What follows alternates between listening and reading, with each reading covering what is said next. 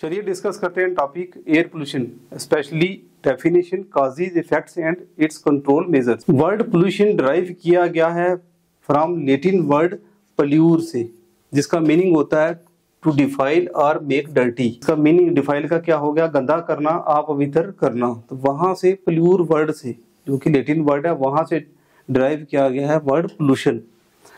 और air pollution की definition क्या होती है? Undesirable change in physical, chemical and biological characteristics of air that causes the harmful effect on environment, जिसको हम सराउंडिंग कहते हैं। तो जब अनडिजायरेबल चेंज आ जाता है physical, biological and chemical characteristics of air का, जिसकी वजह से सराउंडिंग पर उसका बुरा असर पड़ता है, उसको बोलते हैं एयर पोल्यूशन। और एयर क्या होता है? एयर होती है मिक्सचर ऑफ गैसेस। अब क्वेश्चन राइज ये होता है कि एयर पोल्यूशन या किसी तरह का भी पोल्यूशन होता कैसे है, कौन करता है? तो जो सब्सटेंस पोल्यूशन को काज करता है, कोई भी सब्सटेंस जो पोल्यूशन को काज करता है, उसको कहते हैं पोल्यूटेंट। और एयर पोल्यूटेंट्स दो तरह के होते हैं, एक होते हैं प्राइमरी पोल्यूटेंट्स और दूसरे होते हैं सेकेंडरी पोल्यूटेंट्स। प्राइमरी पोल्यूटेंट्स वो पोल्यूटेंट होते हैं जो डायरेक्टली एमिट होते हैं, निकलते हैं, रिलीज होते हैं from the source into the air. जो सोर्स से डायरेक्टली रिलीज होते हैं इनटू एयर, एटमॉस्फेयर में, सराउंडिंग में जो डायरेक्टली रिलीज होते हैं, उनको बोलते हैं प्राइमरी पोल्यूटेंट्स। जिसकी वजह से ये क्या करते हैं? हार्मफुल इफेक्ट फिर करते हैं, डायरेक्टली निकलते हैं किसी भी सोर्स से। इनकी एग्जांपल है जैसे सल्फर डाइऑक्साइड, जो कि एमिटेड होता है फ्रॉम फैक्ट्री से और कोई इंडस्ट्रियल प्रोसेस से होता है, डायरेक्टली रिलीज होता है फ्रॉम सोर्स से। नाइट्रोजन ऑक्साइड्स, जो कि प्रोड्यूस होते हैं by burning of fossil fuel से खासकर। और ये भी क्या है? एग्जांपल हैं प्राइमरी पोल्यूटेंट्स के। इसके अलावा particulate matter, specially construction site से, जब व्हीकुलर एमिशन से ये पार्टिकुलेट मैटर निकलते हैं, डायरेक्ट सोर्स से निकलते हैं इनटू एयर, तो ये प्राइमरी पोल्यूटेंट्स होते हैं। Carbon monoxide in complete combustion of, चाहे वुड हो, कोल हो, फ्यूल, वुड, कोल, वहां से निकलता है कार्बन मोनोऑक्साइड। ये टिपिकल एग्जांपल है प्राइमरी पोल्यूटेंट्स की। दूसरे आ जाते हैं सेकेंडरी पोल्यूटेंट्स। तो सेकेंडरी पोल्यूटेंट्स वो होते हैं जो कि रिजल्ट्स होते हैं, निकलते हैं by the chemical reactions of primary pollutants. ये प्राइमरी पोल्यूटेंट जो डायरेक्ट सोर्स से निकलते हैं, उनकी जब केमिकल रिएक्शन होती है तो बनते हैं सेकेंडरी पोल्यूटेंट्स। खासकर ये जो प्राइमरी पोल्यूटेंट्स है, in the presence of sunlight भी ये रिएक्ट करते हैं, और फिर कुछ सेकेंडरी पोल्यूटेंट बनते हैं, वो ज़्यादा क्या करते हैं? डैमेजिंग होते हैं, हार्मफुल होते हैं। जैसे कि एग्जांपल है smoke. Smoke is one of the example of secondary pollutant. और स्मोक बनता क्या है? स्मोक प्लस फॉग जब मिलते हैं तो स्मॉग बनता है। It is typical example of secondary pollutants. और ये सनलाइट की प्रेजेंस में जब ओजोन और नाइट्रोजन ऑक्साइड की रिएक्शन होती है तो स्मॉग बनता है। इसके अलावा ground level ozone, ozone stratosphere में भी होता है, लेकिन जो ग्राउंड लेवल पर ट्रोपोस्फीयर में ओजोन होता है वो हार्मफुल होता है, पोल्यूटेंट होता है, रिएक्ट करता है। और ये ओजोन भी क्या है? ये भी सेकेंडरी पोल्यूटेंट की एक एग्जांपल है। इसके अलावा पैन हम पढ़ते हैं अक्सर, पर ऑक्सीअसाइल नाइट्रेट इसको कहते हैं, ये भी एग्जांपल है सेकेंडरी पोल्यूटेंट की। इसके अलावा एयर पोल्यूशन को हम और भी बहुत तरह से डिफाइन कर सकते हैं। एक डेफिनेशन ये है कि it is defined as any qualitative as well as qualitative change in the normal composition of air. जब नॉर्मल कंपोजिशन की एयर में, अगर एयर की कंपोजिशन में देखें तो 78% नाइट्रोजन है, 21% अप्रॉक्सीमेटली ऑक्सीजन है, इसी तरीके से कार्बन डाइऑक्साइड 0.04% है, और बाकी। लेकिन जो ट्रेस गैसेज हैं उनकी कंसंट्रेशन और खासकर ग्रीन हाउस गैसेज की बढ़ रही है जैसे जैसे पोल्यूशन हो रहा है। तो इसका मतलब कि जो नॉर्मल कंपोजिशन है एयर की वो चेंज हो रही है। तो एयर पोल्यूशन को हम इस तरह से भी डिफाइन कर सकते हैं कि जब qualitative as well as quantitative change आता है नॉर्मल कंपोजिशन ऑफ एयर का, जिसकी वजह से वो हार्मफुल हो सकती है, इंजूरियस हो सकती है to human, plants, animal life, या प्रॉपर्टी को लॉस करा सकती है, उसको बोलते हैं एयर पोल्यूशन। नेक्स्ट आता है कॉजेज ऑफ एयर पोल्यूशन। जब हम कॉज की बात करते हैं तो जनरली दो मेन ब्रॉड कॉज होते हैं किसी भी पोल्यूशन के। तो इसमें एयर पोल्यूशन के जो मेन दो कॉज हैं वो है, एक तो man made activities human being की एक्टिविटीज़, एंथ्रोपोजेनिक एक्टिविटीज़ की वजह से एयर पोल्यूशन होता है, जो मेजर काज होता है। और दूसरा होता है नेचुरल एक्टिविटीज़। तो मैन की बहुत सारी एक्टिविटीज़ हैं जिसके थ्रू बहुत सारे पोल्यूटेंट गैसेस जो निकलती हैं, ऐड होती हैं और एयर पोल्यूशन को काज करती हैं। तो उसमें मेन एक्टिविटीज़ में डिफरेंट कौन कौन सी वो एक्टिविटीज़ हैं और कौन सी गैसेस निकलती हैं, वन बाय वन हम इसमें पढ़ेंगे। तो burning of fossil fuel, fossil fuel हो गया जैसे कोल, पेट्रोलियम वगैरह, वो फॉसिल फ्यूल होते हैं। और इनकी बर्निंग की वजह से ये कहाँ कहाँ हो सकता, फॉसिल फ्यूल यूज़ करते हैं हम इंडस्ट्रीज़ में, थर्मल पावर प्लांट्स में, और गाड़ियाँ वगैरह में चलती हैं जो ऑटोमोबाइल्स में, डोमेस्टिक घरों में भी यूज़ करते हैं कोयला वगैरह। तो जब इसको जलाते हैं फॉसिल फ्यूल को तो उससे बहुत सारी पोल्यूटेंट गैसेस निकलती हैं। कौन कौन सी खासकर गैसेस निकलती हैं, जैसे sulphur dioxide. Combustion of fossil fuel, sulphur के कंटेंट कोल में बहुत ज़्यादा होते हैं, कोल में। तो अगर कोल वाला कोयला जलाएंगे जिसमें सल्फर कंटेंट ज़्यादा होंगे तो इस तरह से क्या होगा, सल्फर डाइऑक्साइड निकलेगी। Fuels like coal, petroleum and other factories जो हैं वो कंट्रीब्यूट करते हैं सल्फर डाइऑक्साइड। इसके अलावा कार्बन मोनोऑक्साइड रिलीज होती है by incomplete combustion of fuel, खासकर चाहे फ्यूल वुड ही हो, लकड़ी हो, जब कोयला भी हो, जब उसकी इनकम्प्लीट कंबशन की जाती है उसकी वजह से क्या होता है कि कार्बन मोनोऑक्साइड निकलती है। नाइट्रोजन ऑक्साइड जो मेजरली रिलीज होती है फ्रॉम ऑटोमोबाइल से रिलीज होती है नाइट्रोजन ऑक्साइड, खासकर कंबशन ऑफ पेट्रोलियम के। एग्रीकल्चर एक्टिविटीज़ भी ह्यूमन बीइंग करता है और उससे कौन सी गैस खासकर निकलती है, अमोनिया कॉमन गैस है जो कि एग्रीकल्चर एक्टिविटीज़ से निकलती है, एग्रीकल्चर रिलेटेड एक्टिविटीज से। और ये हैजार्डस गैस होती है और जो जब ये अगर एटमॉस्फेयर में ऐड होती है तो ये हेल्थ पर बुरा असर डालती है अमोनिया। एग्रीकल्चर एक्टिविटी से वैसे तो मीथेन भी रिलीज होता है लेकिन वो नेचुरली ज़्यादा होता है, और ह्यूमन बीइंग की वजह से अमोनिया जो है वो ह्यूमन बीइंग इसको मेजरली कंट्रीब्यूट करता है। इसके अलावा exhaust from factories and industries, जो भी इंडस्ट्रीज लगी हुई हैं, फैक्ट्री लगती हैं, मशीनरी चलती है, वहाँ से बहुत सारी गैसेज निकलती हैं जैसे carbon monoxide, hydrocarbons, organic compound and chemicals, different chemicals into the air निकलते हैं बाई फैक्ट्रीज एंड इंडस्ट्रीज के थ्रू। इसके अलावा माइनिंग ऑपरेशंस भी ह्यूमन बीइंग करता है माइंस के थ्रू, और मिनरल एक्सट्रैक्शन के लिए खासकर, तो उसमें बहुत सारा डस्ट निकलता है जब माइनिंग की जाती है कहीं, और कुछ केमिकल्स भी ऐड होते हैं एयर में। तो हम देख पा रहे हैं जैसे माइनिंग कर रहे हैं कहीं तो बहुत सारी डस्ट जो है निकल रही है, तो ये भी मैन की वजह से एयर पोल्यूशन होती है। इसके अलावा air pollution, indoor air pollution भी होती है, घर के अंदर हो, किसी बिल्डिंग के अंदर हो, किसी शॉपिंग कॉम्प्लेक्स के अंदर हो, तो उसमें भी उसको बोलते हैं इंडोर एयर पोल्यूशन। इसमें कौन कौन से, जैसे हाउस होल्ड क्लीनिंग प्रोडक्ट्स होते हैं, घर में साफ करने वाले बहुत सारे प्रोडक्ट्स यूज़ करते हैं आजकल हम केमिकल्स, उसकी वजह से भी पोल्यूशन होता है। पेंटिंग, जो पेंट किया जाता है वो भी रिएक्शन करते हैं एयर के साथ और केमिकल्स एमिट करते हैं। इसके अलावा इसमें से निकलता है कौन कौन सा, asbestos, formaldehyde, lead, carbon monoxide, pesticides, nitrogen dioxide, radon, wood smoke, indoor particulate matter, tobacco smoke, कोई अगर स्मोकिंग करता है वो भी, वोलेटाइल ऑर्गेनिक कंपाउंड्स वगैरह जो है मेजरली ये गैसेज हैं जो कि ऐड होती हैं by through indoor air pollution के थ्रू। सस्पेंडेड पार्टिकुलेट मैटर क्या करते हैं, वो भी एयर पोल्यूशन काज करते हैं, जैसे कि ये डस्ट कहीं से निकलेगी, माइनिंग के थ्रू हो चाहे या स्टील मिल्स वगैरह के थ्रू हो, सस्पेंडेड पार्टिकुलेट मैटर होते हैं, वो हेल्थ को काफ़ी अफेक्ट करते हैं और वो माइनिंग वगैरह से या स्टील मिल वगैरह से मेजरली निकलते हैं। इसके अलावा वेस्ट डिपोजिशन, कहीं भी हम किसी तरह का भी वेस्ट डिपॉजिट करते हैं, लैंडफिल एरिया हो या कोई भी, तो वहाँ पर जब वेस्ट डालते हैं वहाँ इनकम्प्लीट कंबशन, एनारोबिक कंबशन होती है एनारोबिक बैक्टीरिया के through in the absence of oxygen, in the absence of air में, और वहाँ मीथेन निकलता है।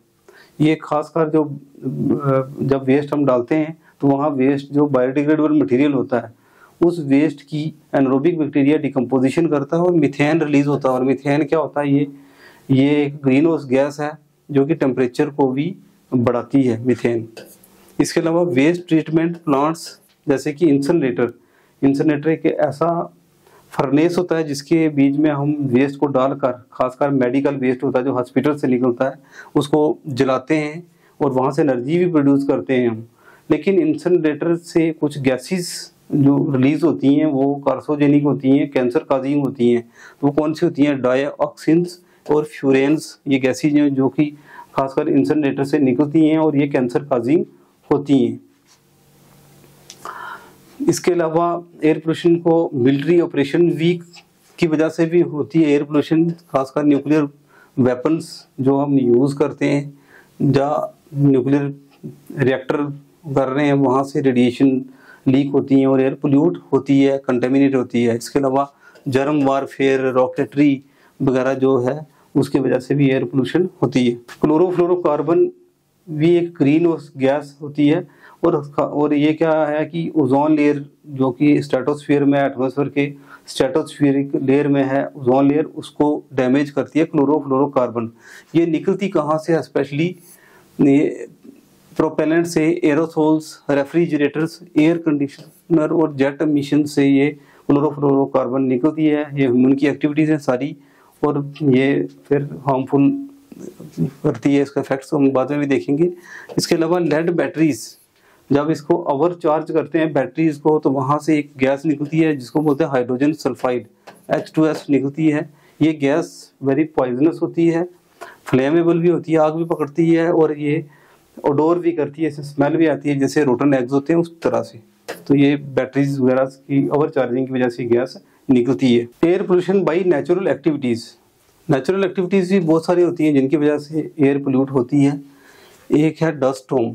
डस्ट स्टॉर्म अक्सर आते हैं और जब एरिया ड्राई होता है, बारिश नहीं होती, तो बहुत सारा डस्ट जो है डस्ट स्टॉर्म में डस्ट ऐड हो जाती है एयर में। सस्पेंडेड पार्टिकुलेट मैटर ऐड होते हैं एयर में और एयर को पोल्यूट करते हैं। Digestion of food by animals, खासकर वो एनिमल कौन से जो कैटल वगैरह होते हैं, रूमिनेंट, उनके गट में, उनके आंतों में मिथेनोजेनिक बैक्टीरिया होते हैं। मिथेनोजेनिक बैक्टीरिया जिनको बोलते हैं एनारोबिक बैक्टीरिया होते हैं, वो क्या करते हैं? एनारोबिक डिकम्पोजिशन करते हैं और मीथेन को रिलीज करते हैं। तो इसकी वजह से भी ये नेचुरल काज होता है, मीथेन ऐड होता है एयर में। और मीथेन क्या होता है? ये ग्रीन हाउस गैस है, टेम्परेचर को बढ़ाती है, एयर को पोल्यूट करती है। मार्शी एरिया जिसको बोलते हैं दलदल वाला एरिया, वहाँ पर भी कुछ एनारोबिक बैक्टीरिया होते हैं और जब प्लांट्स के पार्ट, एनिमल के पार्ट उस मार्शी एरिया में आते हैं तो उनकी डिकम्पोजिशन होती है, एनारोबिक डिकम्पोजिशन होती है और वो एनारोबिक बैक्टीरिया की क्या करते हैं? फिर मीथेन को रिलीज करते हैं by the anaerobic decomposition in the absence of air की अब्सेंस में वो डिकम्पोजिशन करते हैं और मीथेन को रिलीज करते हैं। Radioactive decay, radon gas release होती है आर्थरास से और इसकी वजह से भी एयर पोल्यूट होती है। Wild fire, generally wild fire human being की वजह से होती है और अक्सर हम सुनते रहते हैं खासकर समर के टाइम कि वाइल्ड फायर के बहुत सारे इंसिडेंट होते हैं। लेकिन कुछ नेचुरल काज भी होते हैं वाइल्ड फायर के, और जब वाइल्ड फायर लगती है तो स्मोक और कार्बन डाइऑक्साइड, कार्बन मोनोऑक्साइड बहुत निकलता है, इनकम्प्लीट कंबशन होती है जब, तो ये हम वाइल्ड फायर देख रहे हैं, इसकी वजह से भी एयर पोल्यूट होती है। वेजिटेशन, कुछ प्लांट्स भी हैं जो कि क्या करते हैं? बहुत सारे पोलन स्पोर्स को रिलीज करते हैं और ये पोलन स्पोर्स करते क्या हैं? एलर्जी काज करते हैं इन खासकर ह्यूमन बीइंग में। तो इस वजह से क्या है कि वेजिटेशन भी एयर को पोल्यूट करती है, क्योंकि ये पोलन स्पोर, जब पोलन का टाइम होता है तब अगर बहुत सारे पोलन एयर में आ जाएंगे तो वो एयर को कंटेमिनेट करते हैं और जिन लोगों को एलर्जी होती है उनको ज़्यादा इफेक्ट पड़ता है। वॉल्केनिक एक्टिविटी भी होती रहती हैं बहुत सारा, जैसे ring of fire Pacific area में देखें तो वॉल्केनिक एक्टिविटी की वजह से, ज्वालामुखी की वजह से बहुत सारी गैसेस वहाँ से निकलती हैं वॉल्केनो से, खासकर सल्फर, क्लोरीन, ऐश पार्टिकुलेट्स निकलते हैं जो कि एयर को क्या करते हैं? नेचुरली पोल्यूट करते हैं। Effects of air pollution, air pollution के बहुत सारे इफेक्ट्स पड़ते हैं और जितनी भी गैसेस रिलीज होती हैं उनके अलग अलग इफेक्ट्स पड़ते हैं। जैसे कि सल्फर डाइऑक्साइड जब रिलीज होती है एयर में, एयर पोल्यूशन काज करती है। ये सल्फर डाइऑक्साइड क्या क्या करती है? Causes irritation to the nose, nose को, आईज को, थ्रॉट को, गले को कफिंग भी करती है वगैरह, इरिटेशन काज करती है ये। शॉर्टनेस ऑफ ब्रीथ, सांस लेने में दिक्कत आती है। चेस्ट पेन भी होता है, दर्द होता है छाती में। और अगर ज़्यादा देर तक एक्सपोजर में रहेंगे सल्फर डाइऑक्साइड की, कोई भी रहेगा, तो फिर डेथ भी हो सकती है, डेथ भी इसका काज हो सकती है। इसके अलावा स्टोमेटल ओपनिंग को, प्लांट्स के लीव्स के ऊपर स्मॉल पोर्स होते हैं, छोटे छोटे होल होते हैं जहाँ से वाटर लॉस होता है in the form of water vapour, उसको बोलते हैं स्टोमेटा। और ये क्या करती हैं, स्टोमेटल ओपनिंग को रिड्यूस करती हैं। सल्फर डाइऑक्साइड प्लांट्स पर भी इफेक्ट डालती है और स्टोमेटा को ओपनिंग को कम कर देती है। एक दूसरा, reduce the rate of photosynthesis, plant जो खाना बनाते हैं उस प्रोसेस को बोलते हैं फोटोसिंथेसिस, उसके प्रोसेस को भी ये कम कर देती है सल्फर डाइऑक्साइड। इसके अलावा सल्फर डाइऑक्साइड जब एयर में होती है तो वाटर के साथ रिएक्ट करके सल्फ्यूरिक एसिड की फॉर्म में बारिश होती है, उसको बोलते हैं एसिड रेन, भी ये काज करती है। कार्बन मोनोऑक्साइड हीमोग्लोबिन के साथ कार्बन मोनोऑक्साइड जुड़ती है। हीमोग्लोबिन क्या है, वो ब्लड में होता है जो कि ऑक्सीजन लेके जाता है from lungs to cells. Haemoglobin लेके जाता है जो ब्लड में होता है। लेकिन अगर कार्बन मोनोऑक्साइड हमने इनहेल कर ली तो इसकी कैपेसिटी 200 टाइम्स मोर होती है देन ऑक्सीजन। क्योंकि ऑक्सीजन हीमोग्लोबिन के साथ जुड़ता है तो ऑक्सी हीमोग्लोबिन बनता है। लेकिन अगर हमने इनहेल कर ली कार्बन मोनोऑक्साइड तो उसकी कैपेसिटी, उसकी कैपेबिलिटी जो होती है, उसकी एफिनिटी जुड़ने के साथ, हीमोग्लोबिन के जुड़ने के साथ 200 टाइम्स ज़्यादा होती है एज कम्पेयर टू ऑक्सीजन। और जब इनहेल कार्बन मोनोऑक्साइड की तो वो हीमोग्लोबिन के साथ जुड़ जाता है कार्बन मोनोऑक्साइड, और वो बनाता है कार्बोक्सी हीमोग्लोबिन। ऑक्सीजन जुड़ता तो ऑक्सी हीमोग्लोबिन बनता, लेकिन क्योंकि कार्बन मोनोऑक्साइड ब्लड के हीमोग्लोबिन के साथ जुड़ गया तो उसको बोलते हैं कार्बोक्सी हीमोग्लोबिन। इस कंडीशन की वजह से क्या होता है कि हमारे सेल्स को ऑक्सीजन नहीं मिल पाता, सफोकेशन होती है और डेथ हो जाती है, क्योंकि रेगुलरली कार्बन मोनोऑक्साइड जा रही है, ऑक्सीजन नहीं जा पाता। दूसरा, इसके सिम्टम्स क्या होते हैं, कार्बन मोनोऑक्साइड अगर आती है तो हेडेक होगा, सर दर्द होगा, डिजीनेस, चक्कर आएंगे, वीकनेस, कमजोर होगा, उल्टियाँ लगेंगी, चेस्ट में पेन होगा, सफोकेशन होगी, दम घुटेगा और डेथ हो जाती है जब कार्बन मोनोऑक्साइड ज़्यादा हो जाती है बॉडी में।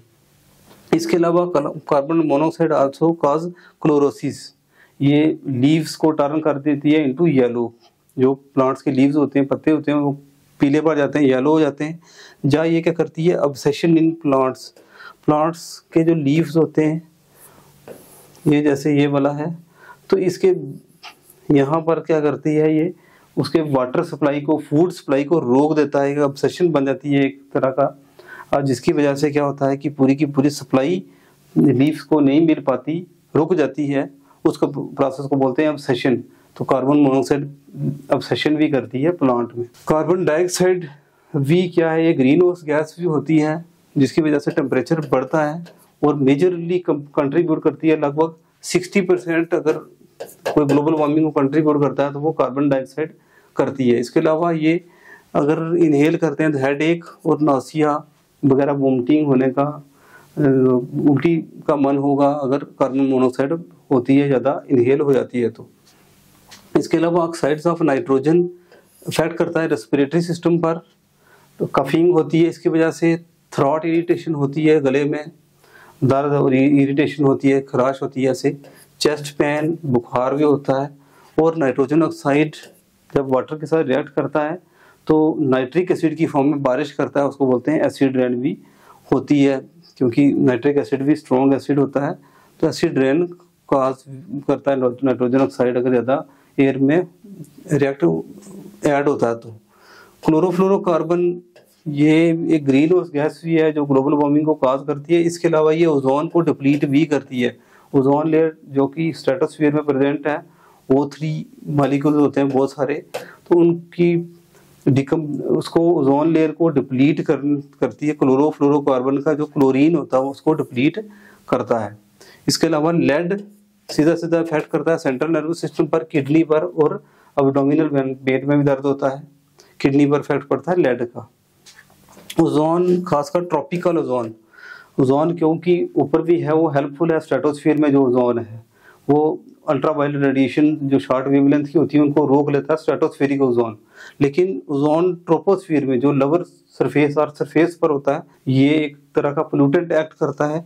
ये इसकी वजह से इरिटेशन आईज में, नोज में, थ्रोट में इरिटेशन होती है।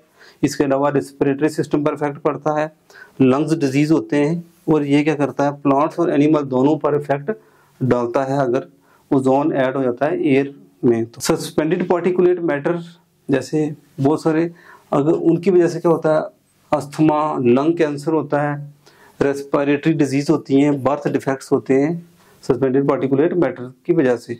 फोटोकेमिकल स्मोक ये एग्जाम्पल हैं सेकेंडरी पोल्यूटेंट्स के, और सेकेंडरी पोल्यूटेंट ज़्यादा हेल्थ पर इफेक्ट डालते हैं। इसमें खासकर पैन जिसको बोलते हैं पर ऑक्सी असाइल नाइट्रेट जो है इस बहुत इफेक्ट डालता है बॉडी पर, खासकर आई इरिटेट करता है, ब्रीदिंग में इफेक्ट डालता है, इम्फीसीमिया लंग्स की प्रॉब्लम होती है, घुटन होना जैसे की तरह उसको काज करता है, इम्फीसीमिया वो काज करता है, म्यूटाजेनिक और कैंसर काजिंग भी होते हैं ये सेकेंडरी पोल्यूटेंट्स, खासकर पेन वगैरह। और हाइड्रोकार्बन्स आई को इरिटेट करता है, कफिंग करता है, खांसी होती है, स्नीजिंग कार्सिनोजेनिक होता है, कैंसर काजिंग होता है, ये म्यूटाजेनिक होता है, हाइड्रोकार्बन्स होते हैं। इसके अलावा एयर पोल्यूशन की वजह से और क्या इफेक्ट पड़ते हैं, अगर पोल्यूटेंट ऐड हो जाते हैं एयर में, ग्रीन हाउस गैसेज खासकर अगर ऐड होती हैं, ग्लोबल वार्मिंग करेंगी, क्लाइमेट चेंज होता है, acid rain, ozone layer depletion करती है, एयर पोल्यूशन की वजह से होता है। Aquatic as well as terrestrial organism दोनों पर इफेक्ट पड़ता है, पानी में रहने वाले ऑर्गेनिज्म पर भी और जमीन पर रहने वाले ऑर्गेनिज्म पर दोनों पर, चाहे फिर वो प्लांट्स हो एनिमल हो, उन दोनों पर इफेक्ट पड़ता है एयर पोल्यूशन का। इसके अलावा इफेक्ट्स ऑन बिल्डिंग्स पर, खासकर जैसे हम देखते हैं कि एयर पोल्यूशन की वजह से एसिड रेन होता है, और उसका असर हमने ताजमहल पर भी देखा है, उसकी जो मार्बल है उस पर भी हमने कैल्शियम कार्बोनेट जो होता है उस पर भी हमने उसका इफेक्ट देखा कि किस तरीके से वो कैल्शियम सल्फेट में चेंज हुआ है। मोनूमेंट्स, बहुत सारे बिल्डिंग्स पुरानी या मटेरियल हो, चाहे वो ब्रिजेस हो, रेलवे ट्रैक वगैरह हो, उन पर भी इसका इफेक्ट पड़ता है अगर एयर पोल्यूट होती है। इसके अलावा बायोडाइवर्सिटी लॉस होती है, माइग्रेटरी स्पीशीज पर भी इफेक्ट पड़ता है एयर पोल्यूशन का। Control measures of air pollution, air pollution को कंट्रोल कर सकते हैं, इसके लिए बहुत सारे मेथड हैं, स्टेप्स हैं जिनको फॉलो करके हम इसको कंट्रोल कर सकते हैं। तो इसमें एक जैसे है कि यूजिंग अनलीडेड पेट्रोल, ऐसा पेट्रोल यूज करना जिसमें लेड के कंटेंट ना हो, तो उसकी वजह से हम एयर पोल्यूशन को कंट्रोल कर सकते हैं। Using fuel with low sulphur and ash content, जैसे हम कोयला यूज करते हैं कोल, तो उसमें सल्फर कंटेंट ज़्यादा होते हैं ऐसे, तो इस तरह के जो सल्फर होता है उसको रिमूव करके भी हम क्या कर सकते हैं, एयर पोल्यूशन को काफ़ी हद तक कंट्रोल कर सकते हैं। यूज़ पब्लिक ट्रांसपोर्ट, वॉक और यूज़ ए साइकिल, जहाँ पर साइकिल की हमें चला सकते हैं, साइकिल चल सकती है वहाँ साइकिल चलानी चाहिए, जहाँ वॉक कर सकते हैं वहाँ वॉक करें। और कुछ हम पब्लिक ट्रांसपोर्ट को अगर यूज़ करेंगे इंस्टेड ऑफ प्राइवेट ट्रांसपोर्ट, तो उससे भी काफ़ी हद तक एयर पोल्यूशन को हम कंट्रोल कर सकते हैं। जैसे कि दिल्ली में अगर हम रह रहे हैं तो मेट्रो यूज़ करेंगे, तो जिसकी वजह से एक तो हम ट्रैफिक जैम में नहीं फंसेंगे, ज़्यादा फ्यूल भी वेस्ट नहीं होगा, नेचुरल रिसोर्स की कंजर्वेशन भी होगी, नेचुरल रिसोर्स की, एयर पोल्यूशन भी नहीं होगी। क्योंकि अगर दिल्ली, सेंट्रल दिल्ली से कहीं सराउंडिंग में या हरियाणा या यूपी की तरफ जाना है, उत्तर प्रदेश की तरफ, तो बहुत दूर जाना होगा, तो उस जाना है और उसमें अकेला अगर बंदा जा रहा है, एक कार में कैपेसिटी तो 5 लोगों की होती है, जाएगा अकेला तो फ्यूल तो उतना ही 5 लोगों तक का कंज्यूम होगा। तो इसकी वजह से क्या है कि बहुत सारे पोल्यूटेंट गैसेज भी ऐड होंगी। तो अगर मेट्रो के थ्रू जा सकते हैं हम, तो इसको हम पब्लिक ट्रांसपोर्ट को हम यूज़ करके भी एयर पोल्यूशन को कंट्रोल कर सकते हैं। इसके अलावा हाउसेस, स्कूल्स और हॉस्पिटल, रेस्टोरेंट क्या होना चाहिए, बिजी स्ट्रीट से, रोड से दूर होना चाहिए, और इनके पास इंडस्ट्रीज सेटअप भी नहीं लगाना चाहिए। एफॉरेस्टेशन प्रोग्राम करके, प्लांट्स लगाकर, reforestation, agro forestry, agriculture land में प्लांट्स लगाकर, सोशल फॉरेस्ट्री प्रोग्राम चलाकर भी हम क्या एयर पोल्यूशन को कंट्रोल कर सकते हैं। इसके अलावा प्लांटेशन ड्राइव्स, बहुत सारे प्लांट्स लगाकर हम इसको एयर पोल्यूशन कंट्रोल कर सकते हैं, क्योंकि प्लांट्स नेचुरल ऑब्जर्वर होते हैं पोल्यूटेंट्स के। डिफॉरेस्टेशन को बैन करके और शिफ्टिंग कल्टीवेशन जैसे जो एक्टिविटीज होती थी। शिफ्टिंग कल्टीवेशन क्या होती थी पहले कि कुछ ट्राइबल लोग एक जंगल का एक पैच होता था, वहां से उसको वहां आग लगा देते थे और उस आग लगाकर जब वो प्लांट्स खत्म हो जाते थे, वहां जमीन खाली हो जाती थी, वहां खेती करते थे। कुछ देर बाद वहां पर जब सॉइल वो फर्टाइल नहीं रहती थी तो दूसरे एरिया में शिफ्ट हो जाते थे और वहां पर उसको जलाते थे और वहां फिर खेती बाड़ी शुरू करते थे, जिसको बोलते थे शिफ्टिंग कल्टीवेशन और स्लैश एंड बर्न प्रैक्टिस भी इसको बोला जाता था। अब इस पर काफ़ी हद तक हमने इसको बैन किया है। और इसके अलावा इंडस्ट्रीज और वेस्ट डिस्पोजल साइट जो है वो सिटी वगैरह से, ऐसी जगह जहाँ ज़्यादा लोग रहते हैं वहाँ से दूर होने चाहिए ताकि एयर पोल्यूशन का ज़्यादा इफेक्ट लोगों की हेल्थ पर ना पड़े। इसके अलावा चिमनीज जो खासकर ईंटों का भट्टा होता है, जहाँ बाकी इंडस्ट्रीज में चिमनी लगी होती है, उसकी हाइट ज़्यादा होनी चाहिए ताकि एयर प्रॉपरली डिस्पर्स हो और एक जगह इकट्ठी ना हो। सल्फर डाइऑक्साइड पोल्यूशन को हम कंट्रोल कर सकते हैं, जैसे कि हमने देखा कि फ्यूल से सल्फर को हटाकर भी सल्फर डाइऑक्साइड का पोल्यूशन हम कम कर सकते हैं, जैसे कोल की एग्जांपल है। इसके अलावा पॉपुलेशन ग्रोथ मेन काज है पोल्यूशन का, या किसी भी प्रॉब्लम का, तो पॉपुलेशन को भी कंट्रोल करना पड़ेगा ताकि कम रिसोर्सेज भी खर्च कम हो और डिमांड भी ज़्यादा ना बढ़े। इसके अलावा कुछ मशीनरीज में कैटालिटिक कन्वर्टर यूज़ होते हैं गाड़ियों वगैरह में भी, उनको यूज़ करके हम एमिशन खासकर कार्बन मोनोऑक्साइड का, हाइड्रोकार्बन का एमिशन को हम रोक सकते हैं काफ़ी हद तक।